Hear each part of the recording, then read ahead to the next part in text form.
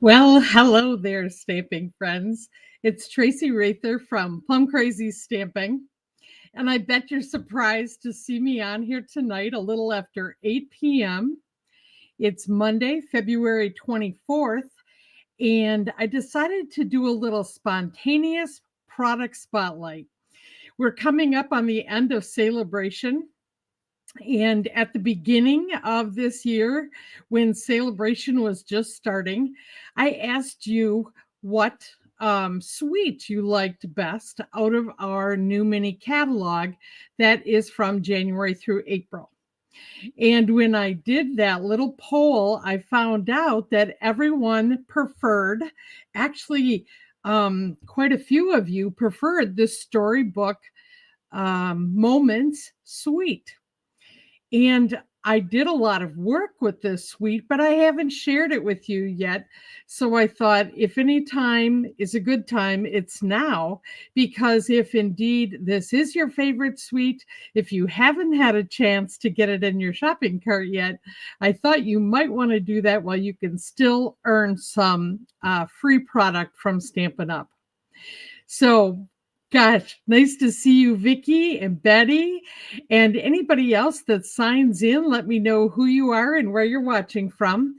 I've got two really quick and easy cards to share with you today. And I'm first going to just show you where this is in the catalog and some of the products that I'm using. And then we're going to go ahead and make those two cards tonight. So let me just get the desktop here so that you can see it. Once again, this is out of the mini catalog, and this is called Gosh, you might get some surprising information out of me tonight doing this so late. But anyway, Storybook Moments, and it starts on page 23 in the catalog. And this is what Stampin' Up! Would call a super suite. There is actually two bundles in here. So the Storybook Garden Patch bundle and the Storybook Friends bundle. So each contain a stamp set and a die set. And then there's also beautiful ribbon and some really neat bling, in addition to two different sets of paper. Now, all of this altogether can be purchased for $155.50. And that would get you two free celebration items. But you can also buy the bundles separately. That is the stamp set and the dies that go with it, or the stamp set separate from the dies, or the paper. What I'm going to be featuring for you tonight is in this, let's see, it was called the Storybook Moments DSP. They had two sheets that were totally die cuts of all the images that are also part of the stamps. So it's this one down here in the corner. And I'll be showing that to you when I make the cards. Let me just get that out of the way. And so here's the 6x6 paper, and it's really cool because it's plaids and gingham and those kind of items in colors that could be used any time of the year. So you're going to see me using those this evening. And then the 12x12 paper. So these types of images that you're seeing on this piece of paper were actually die cuts. And so you can see here's a bunch of the die cuts I didn't use yet. So there were little areas that could be used as card fronts, and there's die cuts. And that's what I used as I made 12 cards. 10 of them I'm going to be showing to you this week in spontaneous card making demonstrations. And then all of that information and two more card tutorials are going to be available for anybody that buys this suite or a bundle as a thank you gift. Let me just show you this paper quick. Now this would be really fun to use in spring with the strawberries. And we've got all of these vegetables. So that's kind of more the garden part of this. Look at this vintage wallpaper look. More garden stuff. I think I'm going to have to make another garden journal for my friends that do gardening. More wallpaper looking stuff, vintage. and some more little garden friends. Also, if you are a Beatrix Potter person, these images look a lot like that rabbit. And then there are dies. Now you're going to see me use not these dies in these cards, but I will be using them this week. And then this adorable stamp set. And I'm going to be using the images that were in the die cuts that look like all of these little images. And I will be using the sentiments. So let me just get out the sentiments for this. Actually, they have Easter greetings, so we're going to be using that one tonight, and a welcome little one. So this is great for baby cards too. All right, so let's go ahead, and I'm just going to mount these on my acrylic blocks here, and I'm going to have to find my Lost Lagoon ink. Of course, it's right in the middle of a stack. So if you hear a big loud clatter, it's on my ink pads. Okay, we've got that one. And what's this other one? Calypso Coral. Now, where might that be?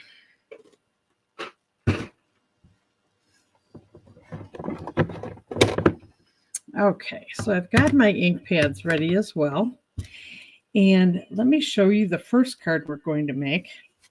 And one of the things that I did is to make this easy, if you don't happen to have all these different colors of cardstock, I've decided to use Very Vanilla as my cardstock. And then I'm going to use the designer series paper more as the background for my card. And so let me just, once again, here is my Very Vanilla. And then this is a piece of that designer series paper, and I've cut it down to be, let's see here. Actually, I have this very near the edge. So I did this at 4 1/8, and then 5 3/8 to literally just use, to have a 1/16 of an inch around the edge. It's sometimes hard to butt it up exactly, and that's why I made it just a little bit smaller than the card itself. And I'm going to go ahead and glue that on the front.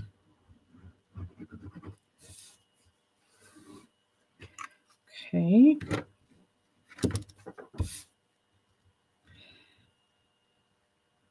It's been a while since we've had a nice plaid gingham looking paper. And I just love this. I'll tell you, of those 6x6 packs of designer series paper, the ones that are gingham and plaid are the ones that most quickly I use up from beginning to end. Now, this was in the die cuts, and it came out just like this. I don't have to do anything to it, and I'm just going to glue it to the front of this card. How easy is that, right? Especially if you have to make something quick, and for a baby card, this is a wonderful option for that. And I'm just going to center that on my plaid. Then I just took a I had this oval punch, so I just decided to use it because it works perfectly for the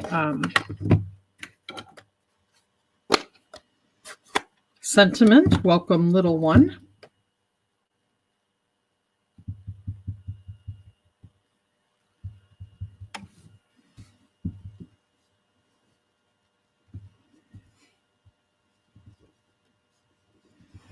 There we go with that. And I'm going to just glue that to the front. Now you could pop any of this up if you wanted to, obviously, but I'm just going to keep this very simple.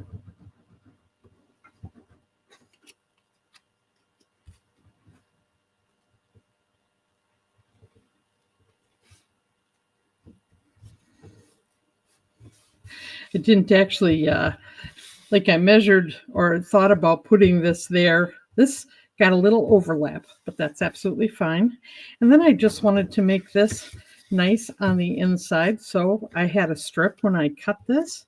So I'm just going to glue this right on the inside so it doesn't look so plain.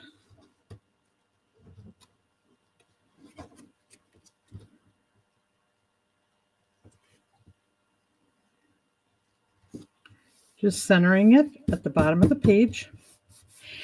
And then there was another die cut, just these little cattails.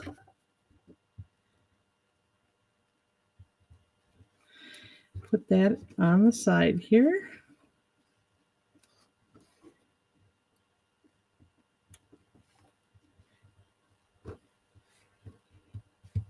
And there we go for just a little decoration. And how quick and simple that was, but yet a very nice card.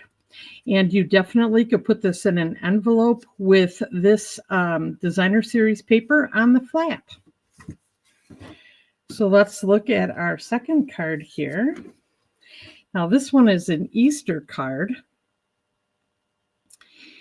And I'll show you the parts and pieces that I made that from. So once again, I'm just going to still start with our very vanilla card front. Now when I cut the, this is just the rest of that 6x6 piece of paper. So I'm just going to use that to bring some color to this card.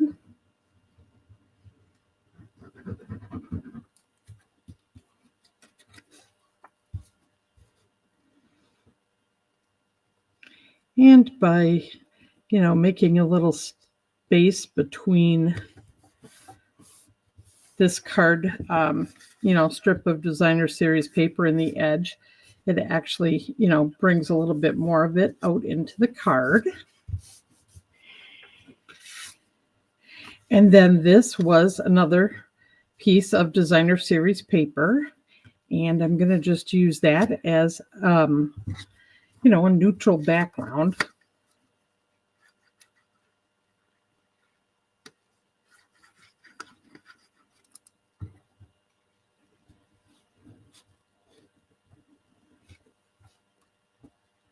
One of the benefits of plaid paper is you can use it to line things up. It works kind of nice.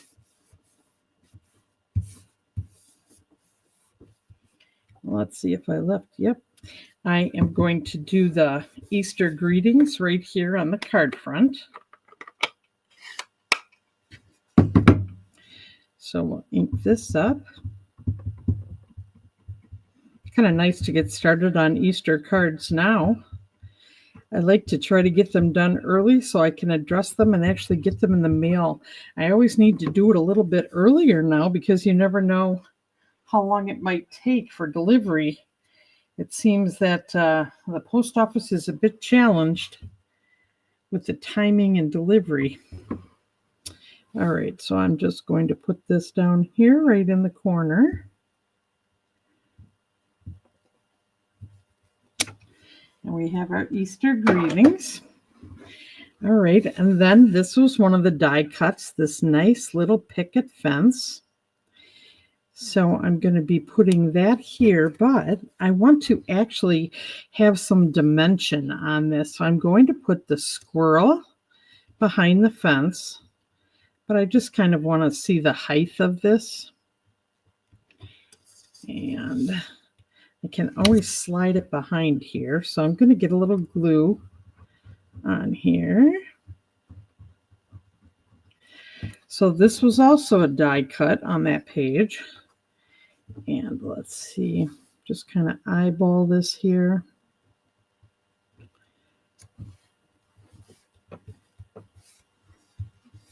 Okay. And then I'm going to put my fence across the front of there. And what I'm going to do is just do a couple little glue dots. Let me get my silicone mat out here while I'm doing this so I don't get glue on everything. But I'm just going to do a couple little dots at the place where these, the fence has a fence post, just to kind of glue this down. No, I don't need a whole lot of glue. Let's see, here we go.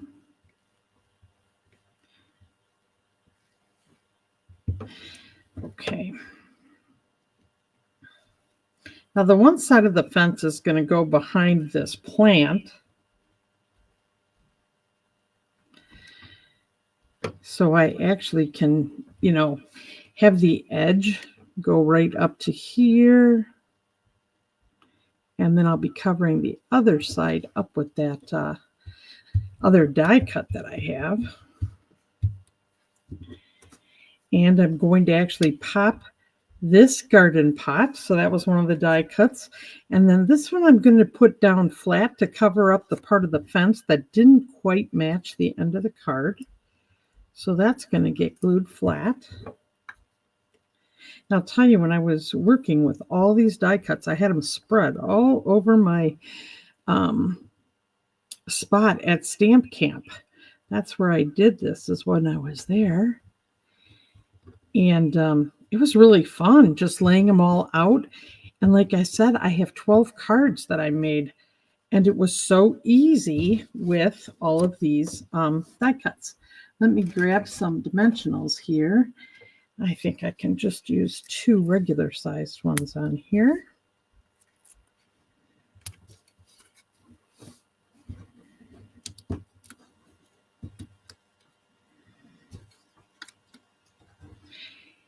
And just kind of line that up there and get a little dimension. So that's kind of fun. And there you have it. That's the second card. Now, I think it didn't even hardly take me 15 minutes to make those. And there we go with our 2 cards. So just having some matching ink. If I didn't have Lost Lagoon, or if I didn't have Calypso Coral, I could have used, Pecan Pie would have looked really pretty on there. And or you can always use the black as well. So let's see. If you have any questions about these, or if you're interested in getting the Storybook Moments, go like this again. There we go. Or interested in Storybook Moments, the suite, or one of the bundles, don't hesitate to contact me, Traci, Traci, at plumcrazystamping.com. And I'm going to be popping up 4 more times this week to show you more cards using this wonderful suite. Anyway, thanks for joining me tonight. If you watch this on the replay, you can still sign in, whether it's on Facebook or YouTube. And let me know what you think and if you have any questions. Otherwise, I'll just say happy stamping, friends. I look forward to seeing you again later this week. Bye-bye now.